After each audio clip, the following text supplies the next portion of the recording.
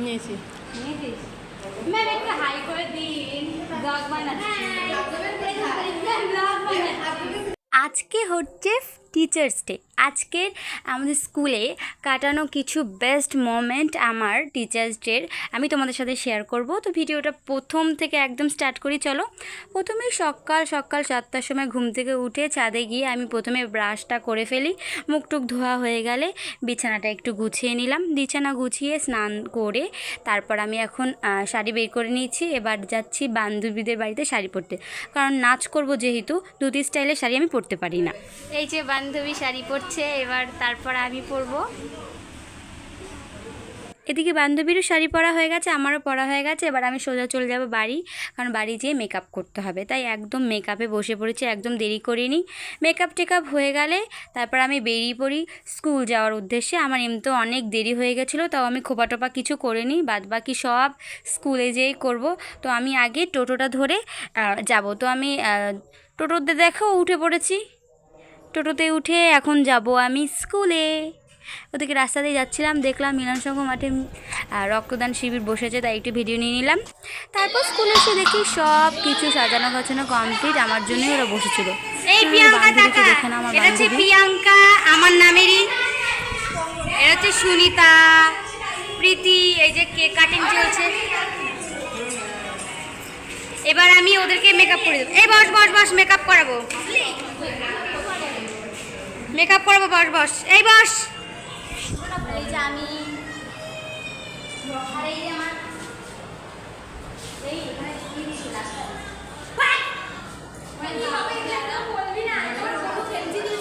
আমি কি করে জানি না। চল চল। যে দেখছি ওরা তো কোনো রেডি হয়নি, ভাগ্যিস আমি মেকআপের জিনিসপত্র নিয়ে গেছিলাম।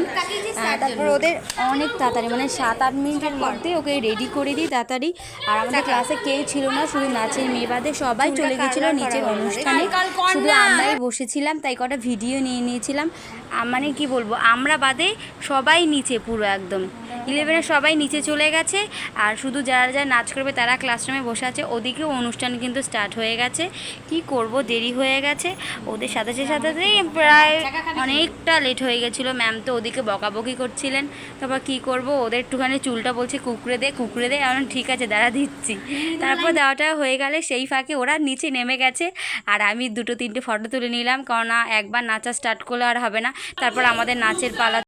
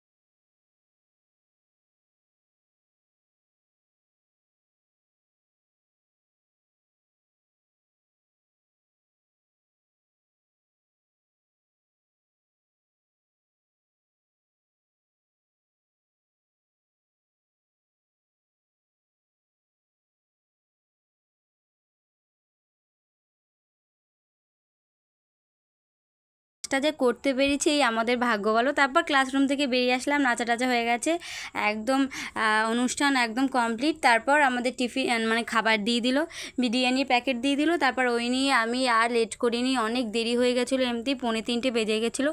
তাই একদম টোটোতে করে তারপর বাড়ি চলে আসলাম। বাড়িতে এসে তোমাদের দেখাই আমাদের কী কী দিয়েছে। ম্যামদের সামনে ফোনগুলো বার করতে পারিনি, একটু ভয় ভয়ও লাগছিলো। আমাদের দিয়েছে বিরিয়ানির প্যাকেট আর একটু গিফট ছিল এই। তারপর আমার খুব খিদে পাচ্ছিলো, তারপর আমি একটুখানি বিরিয়ানি খেয়ে নিলাম। এই ছিল আজকের আমার স্পেশাল মুহূর্তগুলো।